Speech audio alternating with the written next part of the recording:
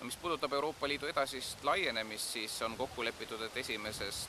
juulist 2013 saab Euroopa Liidu 28. liikmeks Horvaatia. Liitumiskõnelused on käimas Islandiga, nii et ma loodan, et need kõnelused lõppevad suhteliselt ruttu, kuna Island on niigi Euroopa Liidule juba väga lähedane riik, nii et siis Euroopa Liit laieneb ka Põhja-Euroopas, mis on meie poolt vaadates ju väga tore. Ja siis selle aasta lõpul tuleb teha otsused, et kuidas liikuda edasi liitumiskõnelustega Serbia ja Montenegro osas. Nii et siin on oodata vaidlusi, et praeguse seisuga Euroopa Liidus veel täielikku üksmeelt ei ole, millal need liitumiskõnelused peaksid algama, aga ka see otsustamine on ikkagi siis lähemate kuude küsimus.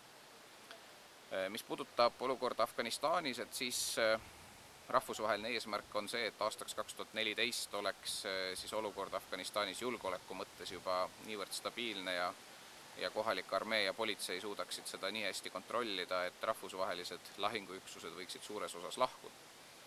Ja nüüd eriti arvestades seda, et homme 11. septembril möödub 10 aastat suurest tragöödiast New Yorgis ja Washingtonis ja teistes paikades, siis on ka põhjust meenutada, et rahvusvaheliste jõudude sissetung Afganistani võeti ette sellepärast, et tollal oli selge, et suur osa rahvusvahelise terrorivõrgustiku juurtest asub just nimelt Afganistanis.